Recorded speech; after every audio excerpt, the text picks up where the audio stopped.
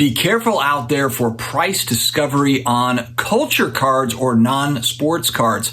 But Dustin, aren't you a huge Stranger Things cards collector? Aren't you shooting yourself in the foot? Hey, buddy. With this type of video? Possibly, but I still think it's an important video to make and a good discussion to have. Stick around.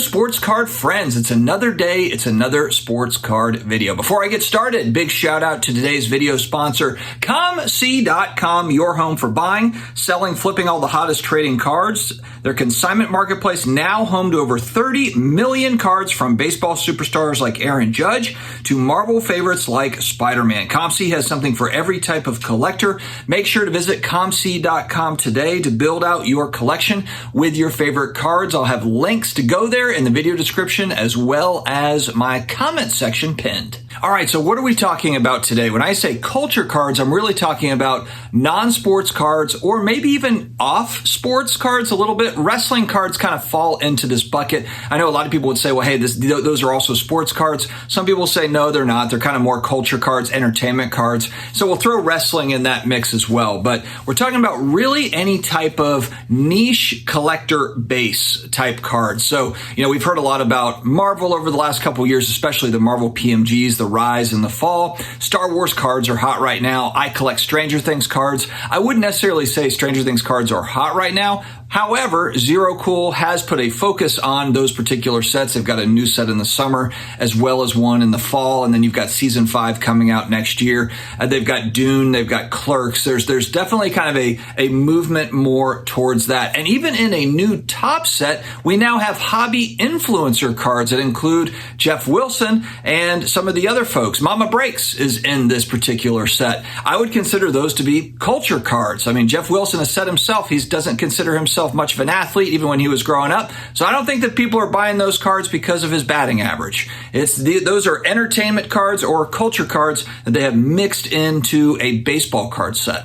There's a lot of talk right now about the new Disney cards. I think a lot of the interest is, number one, they're great looking cards. I mean, they put out a good product. Number two, from what I understand, this kind of newer Disney type sets, they're limited. Yes, you do have the vintage Disney cards, the really cool ones, have Walt Disney and Mickey Mouse. Those are a piece of history. I really like those types of Disney cards, kind of those vintage cards. I think they're from the 30s or the 40s. Very, very cool. So now you have kind of the new, kind of the chrome, it's kind of the Topps Chrome or whatever, you would call it. It's not Topps Chrome, but it's the shiny version of Disney cards, and they're numbered. And so they are different. Now, there are limited sets now as far as the new stuff goes. And then I think the big question is do they stay limited? Do they make more and more of it as we move forward? I kind of face this too with Stranger Things, although I feel like with Stranger Things, it's more limited because there's only going to be 5 seasons. There's not another 5 seasons ahead of us to where they would make like years and years of cards. So maybe they make more cards. Maybe they have a couple more sets, and that's all that they make. And so there is a fairly limited number of actual cards for Stranger Things. Also, for me personally, I like the fact this is an example of a card I recently got, but this is Hopper Season 2. It's purple. So that means it's numbered out of 25. It's an on-card auto. And then I've got kind of the grade to go with it, the 10 auto grade along with the 10 card grade. And so you've got a limited number of numbered parallels in these sets. So the chase cards are very defined. It's very easy to figure out what they are. There's not 50 different colors in the rainbow to complete. It's very, very straightforward. But what happens when you have a limited number like this, you have limited supply. So the limited supply means that if there is a heightened demand, if there is any sort of a movement in demand, whether that's organic or artificial, it's going to move those prices upward.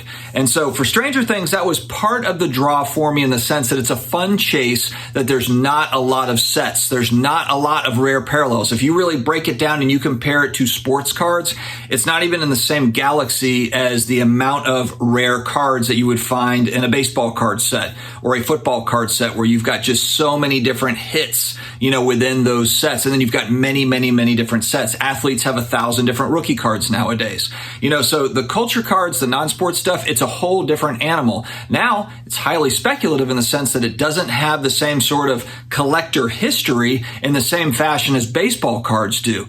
Baseball cards going back over 100 years, you do have culture cards, you have acting cards, actor cards. There's Marilyn Monroe cards going back to, I think, like the 40s, 50s. There's actor cards. There's plenty of culture non-sports cards. There's presidential cards that go back to the early 1900s, even the late 1800s.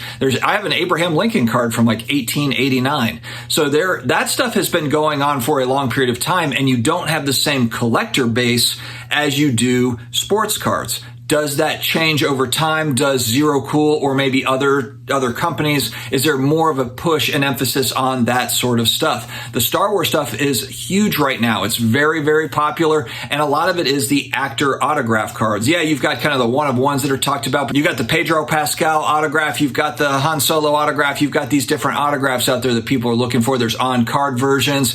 They've got kind of the regular sets. They've got premium sets. So a lot of stuff going on the culture card side, which means price discovery. Now, we have to be careful too, because I think part of what's happened is there's less price discovery now on the sports card side, because you had a ton of price discovery, the movement upward, the Mount Everest movement upward for sports cards going back to 2019 to 21.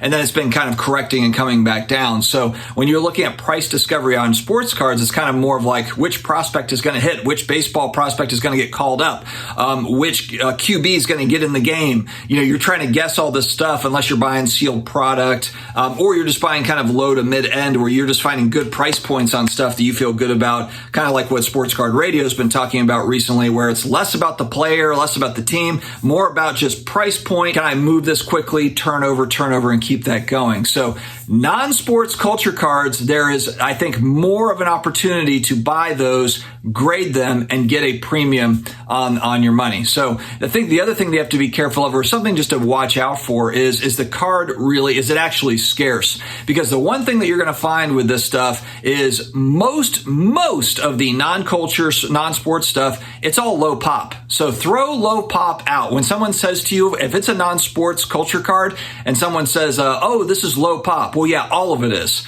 All of it is, because nobody was grading that stuff going back a few years. Nobody was grading it. It's starting to get graded, and so it's like, oh, this is a pop 5. But that doesn't mean that they didn't print a lot of it. If it's a non-numbered card, even going back to some of those, those older stickers or those older cards, those vintage culture cards, there might be tons of those. Now, where there can be some opportunities, or I think where collectors can pay a premium, obviously, is condition scarcity. If you have a card that, it's a tough card to grade, it's a tough one, and it's from 1970, and you have an 8 or a 9 on it, well, someone might pay a premium for that over just the raw copy, because a lot of them might be beat up. You might see a fair amount on eBay pop up for, a certain non-sports card, but what do they look like? Are they trashed? Because it doesn't necessarily mean that people took care of them either. If they were just kind of, a random wrestling card from 1978 or something, were people taking amazing care of those? And I think that's why a lot of those vintage wrestling cards, they command big premiums in like a 10 grade, because those were not cards that people, were collecting and saying, oh, I've got to keep this nice, because it wasn't a baseball card. It wasn't a basketball card. But I bring this subject up as well because on the channel, really kind of the motive behind 2023 for a lot of my content is hobby sustainability for myself. I've talked about sports card addiction and those sorts of things, but also just the economic climate and being smart with our money. I never tell people how to spend their money, but for me personally, I'm just kind of sharing how I'm doing my stuff, and then maybe that resonates with some people out there as well. So 2023 is just more for me about hobby sustainability. How can I enjoy the hobby, but also do it smartly, financially, to where it's a win-win all around. And so I think it goes back again to just know what you're getting into. Know if you're kind of chasing the price of a particular box or card. Is it numbered? Is it limited? Or is it not really limited? And it's just something that's like everyone's riding this wave of this excitement. Now, look, if it's an exciting rip for you or whatever, and you have disposable income to spend on it, and you know what you're getting into, then fine. That's great. Everyone gets to make their own decisions. That's what's awesome. But the fundamentals of what is actually rare or scarce, and a low population today might not mean a low population down the road if it's not a numbered card. Just things to kind of remember when you're operating in the non-sports culture card space.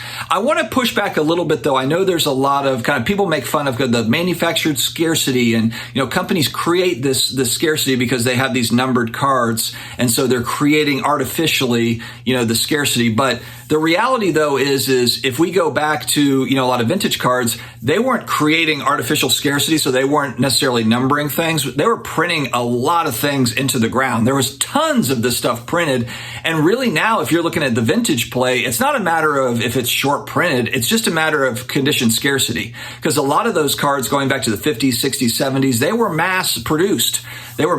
So what I'm really looking at is what is the current supply and what does future supply look like if we're guessing. Like the one thing that's good about TV show cards is there's only going to be so many seasons, and then are they going to continue on making cards beyond that? Maybe not. So there might always be a limited number of those particular sets and those particular cards. And then it just comes down to, is there a strong collector base for it or not? And honestly, with a lot of this stuff, there doesn't have to be some huge, robust collector base like there is with vintage baseball cards. You don't need the number of people that demand for vintage baseball over to Stranger Things cards. Frankly, that would be a pain. If that many people were trying to get Stranger Things cards, especially the rare stuff, it would be a giant pain to get that stuff. So, I think that manufactured scarcity, you really have to look at it case by case, because nowadays, yes, you do have things where it's like you've got 1,000 different rookie cards that are numbered and different patch this and color this or that. But, look at what it is, because on the non-sports side, there just might not be a lot going on, a lot of different sets. So interesting discussion. Guys, let me know your thoughts in the comments below. Have you done any sort of look into, if you're a sports card person, have you looked into some of the non-sports stuff or the culture cards? Any interest in that? I know people that are really mainly sports card people, but they've got a kind of a side PC on something random that's fun. So anyway, let me know your thoughts in the comments below. Stay healthy, stay awesome, and I will talk to you again later.